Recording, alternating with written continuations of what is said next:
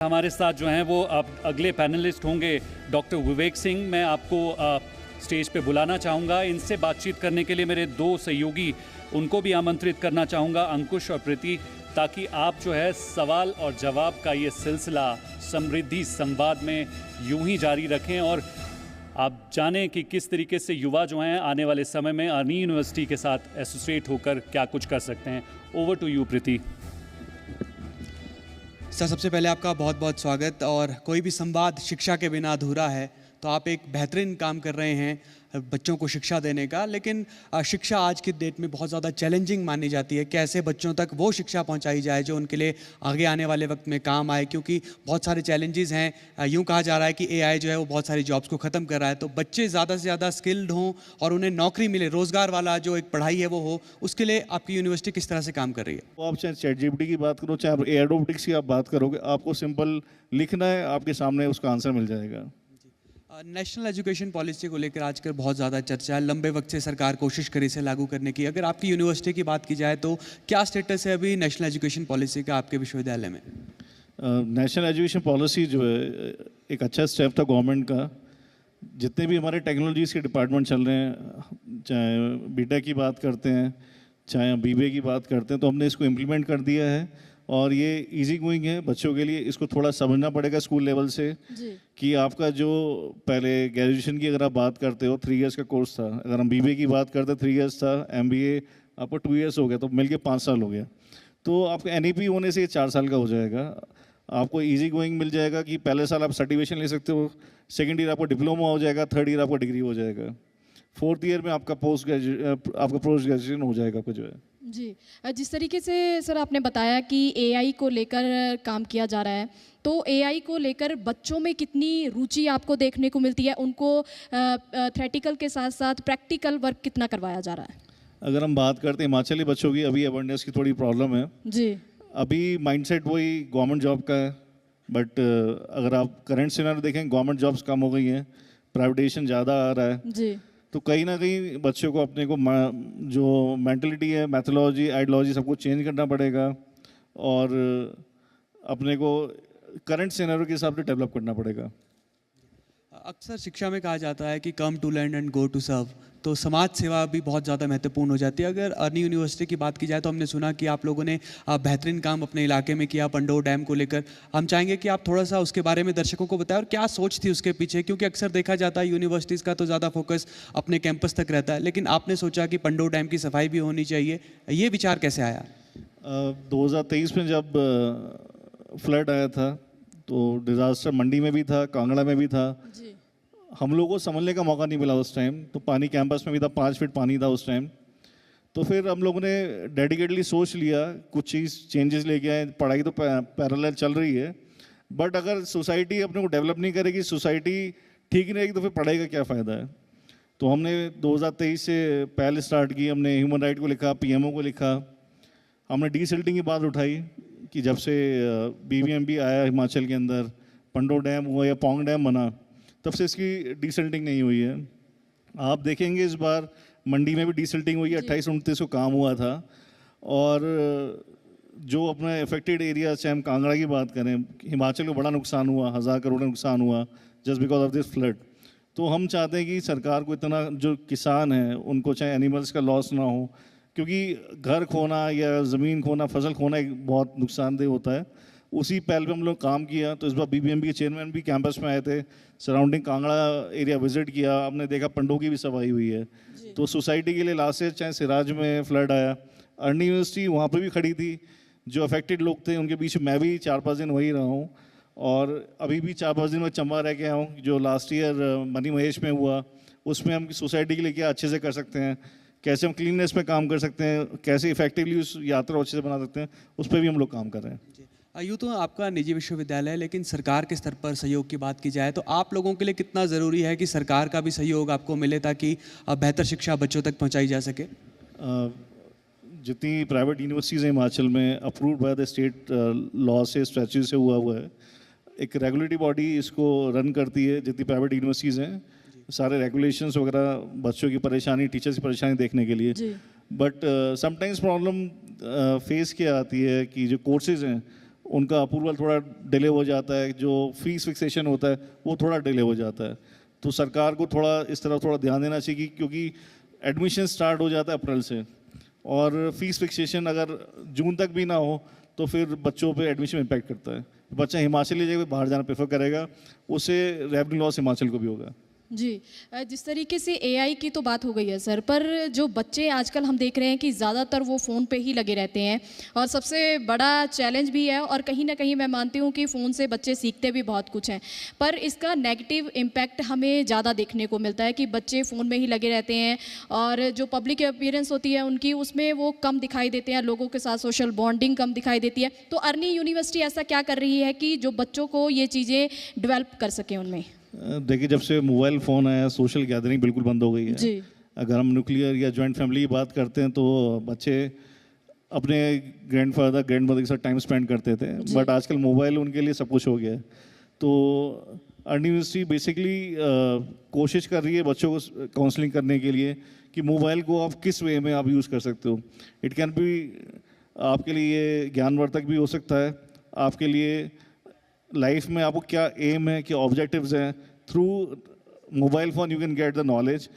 आपको अपनी सोसाइटी पर डिपेंड करता है कि आपको अपने को क्या बनाना है, आपको अच्छा बनाना है, ख़राब बनाना है, वो आपकी सोच के ऊपर डिपेंड करता है।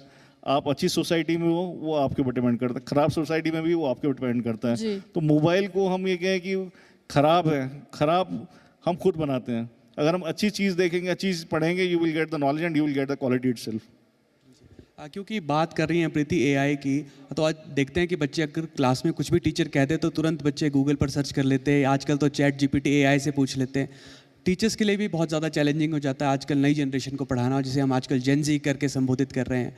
तो टीचर ट्रेनिंग प्रोग्राम के लेकर क्या अर्नी यूनिवर्सिटी का प्लान रहता है? It's very tough to teach Gen Z because they are already क्या कहते हैं with a brain, with a mind, with a beauty, ये लोग हैं। और टीचर्स के लिए बड़ा टफ हो गया है। It's very tough situation for the universities as well कि उनको पता है कि उनका रोल क्या है, उनको गोल क्या है, उनको क्या कैसे चीज़ अचीव करनी है। तो टीचर्स को हम बार बार बोलते हैं, we have a digital libraries हम लोग के पास में, कि आप डेली लाइब्रेरीज में जाओ, अपने नोवेल्स पढ़ो, आप मैगजीन्स पढ़ो, बुक्स खुद इटसेल्फ पढ़ो। रीज़न क्या है, जितना आप पढ़ोगे, डीपली जाओगे, उतनी नॉलेज आप लेके आओगे। अदरवाइज स्टूडेंट आपसे ज़्यादा इफेक्टिवली आपसे 4 कदम आगे हैं। अभी हमारे प्लेसमेंट ड्राइव हुआ था, उसमें पैरामेडिकल फार्मेसी के स्टूडेंट्स भी थे। तो जो दूसरी कंपनीज के एचआर्स आए थे, तो बच्चों से जब उन्होंने क्वेश्चन पुट अप किए, बच्चों ने डायरेक्टली बहुत अच्छे से उसका जवाब दिया। जब बच्चों ने रिप्लाई करके उनसे क्वेश्चन पूछा, उनके पास कोई जवाब नहीं था। तो इट्स वेरी टफ कि जेन जी के साथ आप उनको सिखाओगे, वो ऑलरेडी सीख के आए हुए हैं। हिमाचल प्रदेश के सबसे बड़े ज़िले में आप काम कर रहे हैं। अभी हम पहले जो गेस्ट से बात कर रहे थे तो शिमला के कंजेशन के बारे में चर्चा हो रही थी। सबसे बड़ा ज़िला है कांगड़ा, तो क्या लगता है आपको कि एक डीकंजेस्ट करने के लिए भी एक बहुत बड़ा कदम है, क्योंकि सबसे बड़े ज़िले में काम हो रहा है, फिर आप वहाँ से और भी जो दूसरे राज्यों के बच्चे हैं उनको भी इसमें एम कर सकते हैं? इसमें माननीय मुख्यमंत्री जी हमारी जो उनकी पहल है कि शिमला का जो ट्रैफिक है उसको कम किया जाए। कांगड़ा में इंटरनेशनल एक एयरपोर्ट हम लोग एक्सपेंशन के लिए माननीय मुख्यमंत्री जी काम कर रहे हैं। तो मेरा ये मानना है कि कांगड़ा को एक स्किल बेस्ड हब के तौर पे डेवलप किया जाए, टेक्नोलॉजी हब पे डेवलप किया जाए, और इससे कनेक्टिविटी अच्छी होगी, आपका जो टूरिस्ट है वो भी अच्छा जाएगा।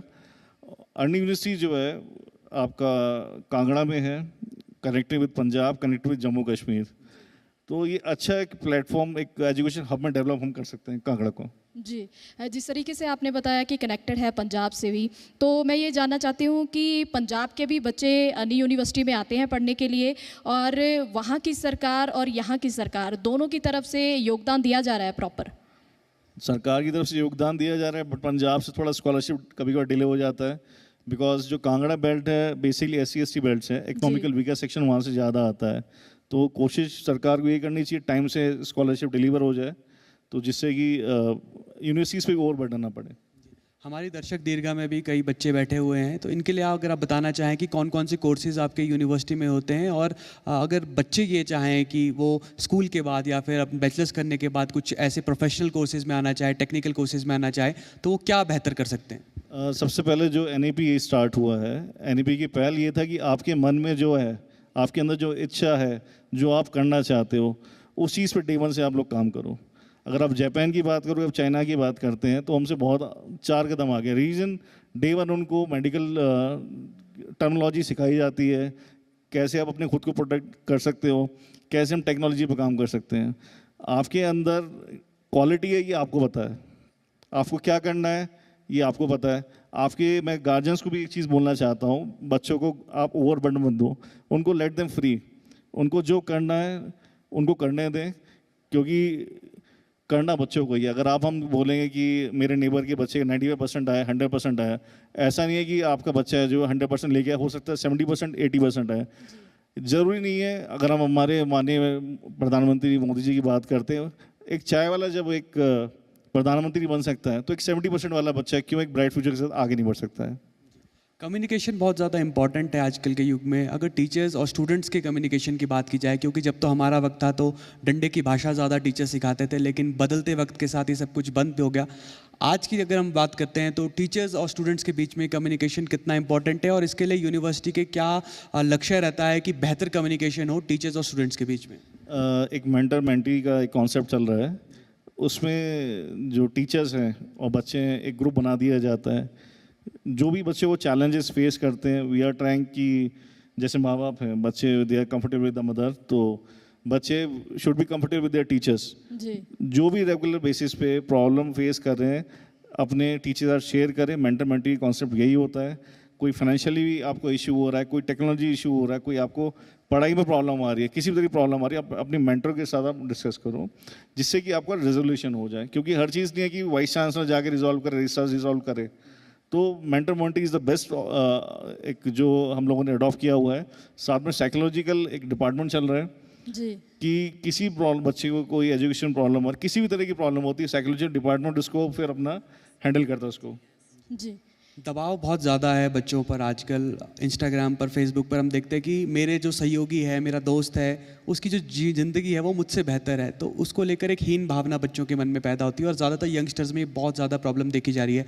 आप भी अपने यूनिवर्सिटी में इस तरह के डिपार्टमेंट्स की बात कर रहे हैं, कुछ स्टूडेंट्स भी हमारे बीच में यहाँ पर है। आप उनके लिए कोई संदेश कि वो किस तरह से कुछ बेहतर कर सकते हैं और दूसरे से कुछ पॉजिटिव ही लिया जाए, नेगेटिव कम लेना चाहिए लोगों से, इस बारे में क्या मानते हैं आप? देखो, पहले आप लोग किसी से कम नहीं हो, सबके अंदर क्वालिटी होती है।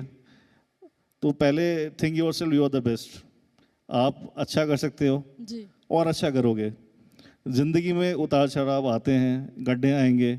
उतार चढ़ाव हमेशा आपको पॉजिटिव करेगा, गड्ढे हमेशा आपको सिखाएगा कि आपको लाइफ में किस तरह से बनना है, आपको किस प्लेटफॉर्म को यूज़ करना है और किस हाइट पे आपको जाना है। आपने जब आप शिक्षा के क्षेत्र में आए तो आपने कभी बचपन में कुछ और सोचा था, कुछ और करेंगे, या एक्सीडेंटल था शिक्षा के क्षेत्र में आना, या फिर सोचा समझा था कि मुझे इसी क्षेत्र में जाना है और बच्चों का बेहतर भविष्य बनाना है? ये बड़ा टफ क्वेश्चन है। रीज़न क्या है कि हमेशा 5 इयर्स का आपके अंदर विजन होना चाहिए। बचपन में सोचा था कि आर्मी में जाएंगे, ठीक है, और टाइम जो है आपको कहाँ उठा के पटक दे आपको कुछ नहीं पता होता। तो डेली आपको एक लेसन है, और उस लेसन से आप जितना सीखोगे उतना आप आगे जाओगे, आप पीक पे जाओगे। आप फिर डेली गलती से कुछ नहीं सीखोगे, फिर आप पीछे चले जाओगे। जी एक मेरा सवाल ये भी है कि जिस तरीके से मानसिक दबाव की बात हुई है, तो बच्चे जैसे यूनिवर्सिटी में आते हैं, कॉलेजेस में आते हैं पढ़ने के लिए, घर से दूर होते हैं, तो कई बच्चे ऐसे मानसिक दबाव में भी आ जाते हैं जिनकी तरफ से कई खौफनाक कदम भी उठाए जाते हैं।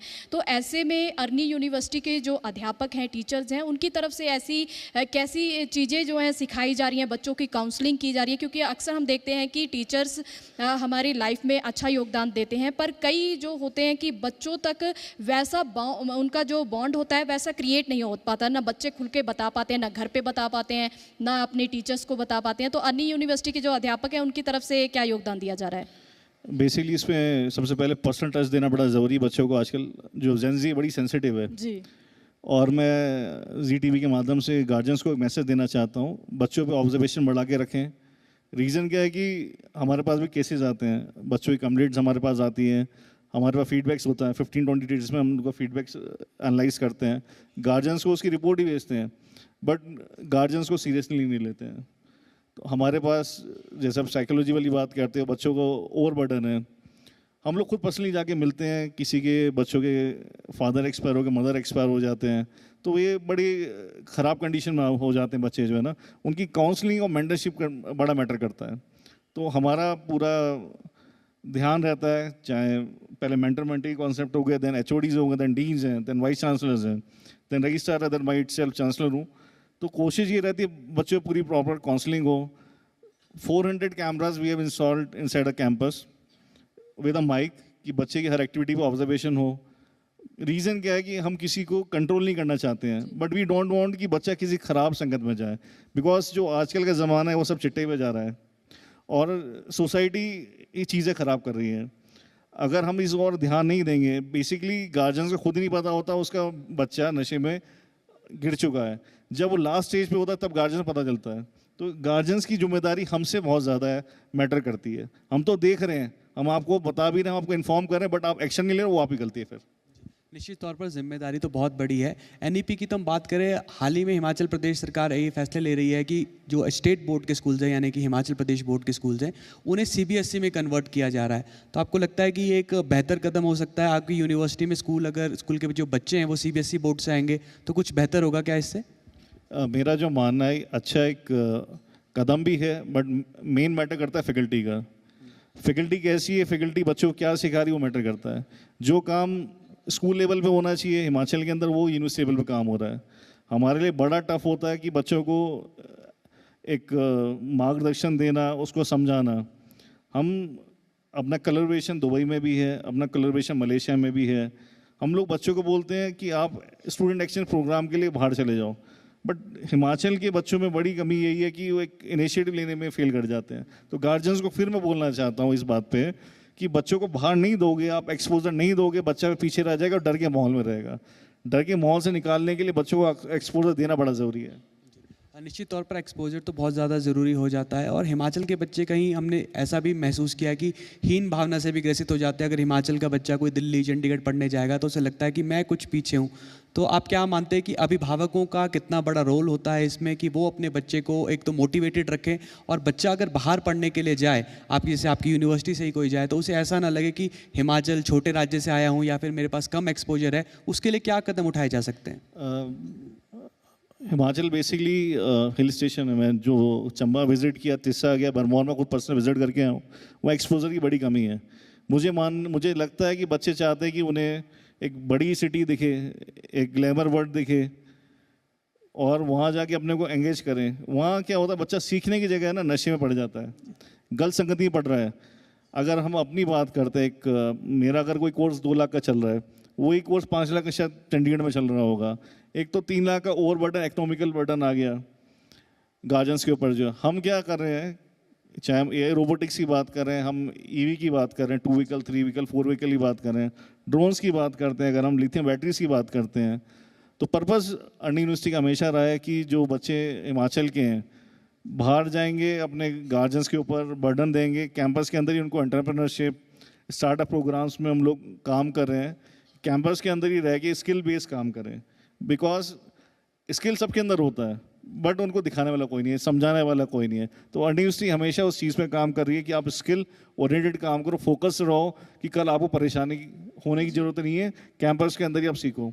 अपना जो टक शॉप है, अपने होटल मैनेजमेंट के बच्चे चला रहे हैं, जितने भी कांगड़ा के अंदर, हिमाचल के अंदर फैशन शोज़ होते हैं, उसमें अपने फैशन डिज़ाइनिंग के बच्चे डिज़ाइन कर रहे हैं। तो ये हमारे लिए अचीवमेंट की बात है कि अपने हिमाचल के बच्चों के अंदर जो क्वालिटीज़ हम सोच रहे थे वो बिल्डअप कर रहे हैं, और उसको फिर लोग देख रहे हैं। जी, एक सवाल मेरा ये भी है कि अर्नी यूनिवर्सिटी बाकी यूनिवर्सिटियों से अलग कैसे है? क्या कुछ कोर्सेज प्रोवाइड किए जा रहे हैं? क्योंकि यहाँ पर भी बच्चे बैठे हैं, अगर इन्होंने अर्नी यूनिवर्सिटी में एडमिशन लेना है तो ये क्या सोच के आए और क्या कुछ इन्हें प्रोवाइड हो सकता है वहाँ? देखिए, मेरे को दूसरी यूनिवर्सिटीज़ का नहीं पता, मुझे अपनी यूनिवर्सिटी का पता है। मुझे पता है कि अपने हिमाचली बच्चों के लिए क्या बेहतर करना है और क्या कर सकता हूँ, कि उनको जो परेशानी में रहे हैं, अगर मैं जैसे फिर चंबा की बात कर रहा हूँ, तिस्सा की बात कर रहा हूँ, किन्नौर की बात कर रहा हूँ, जो उन्होंने लाइफ पहाड़ पे जो बिताई है, सुबह 8 बजे उठना, शाम को 4 बजे दिनचर्या ख़त्म हो जाती है। तो अर्नी यूनिवर्सिटी हमेशा कोशिश कर रहा है, पहल कर रहा है हिमाचली बच्चों के लिए कि आप हिमाचल में ही रह के अच्छी क्वालिटी और स्किल बेस्ड कोर्सेज पर काम करो, कि आपको कल दूसरी दुनिया के सामने मुँह उठाने की जरूरत ना पड़े।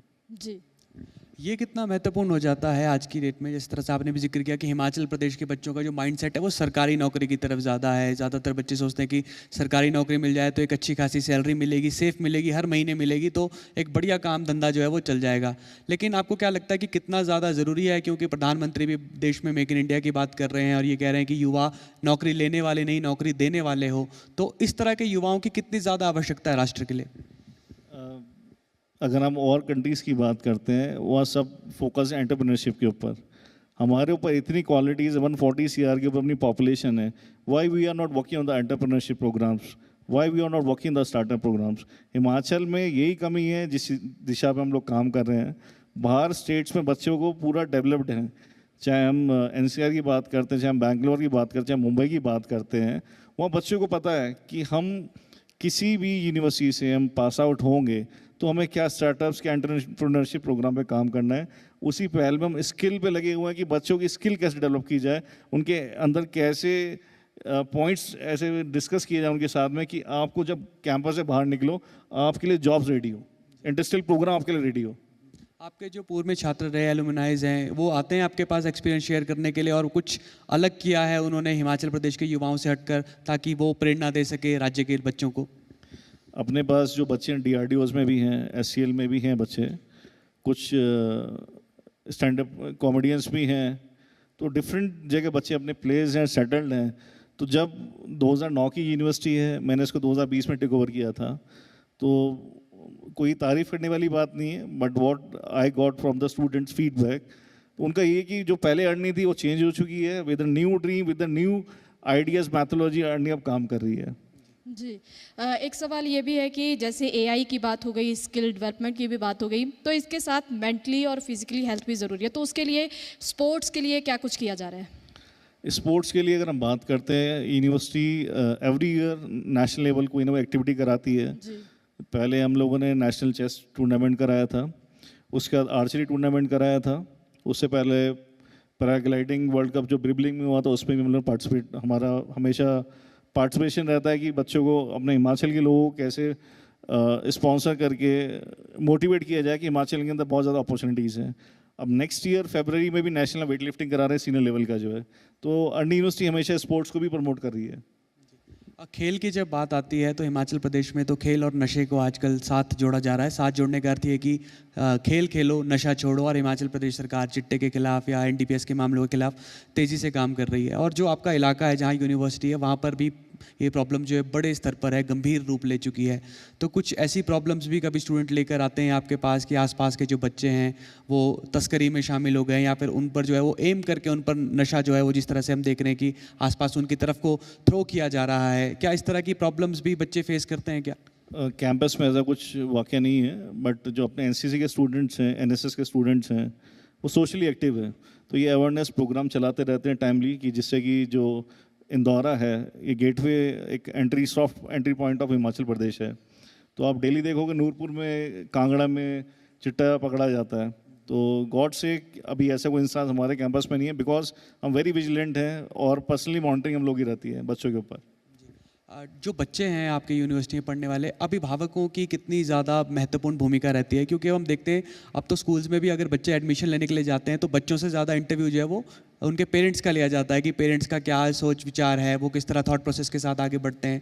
अभिभावकों की कितनी बड़ी भूमिका होती है, और क्या कोई ऐसा भी हो सकता है कि मान लीजिए पिताजी कुछ बहुत अच्छा नहीं कर पाए जीवन में, अगर भौतिक दृष्टि से देखें, तो वो बच्चा बेहतर कर सके, वो प्रेरणा कैसे लेगा फिर?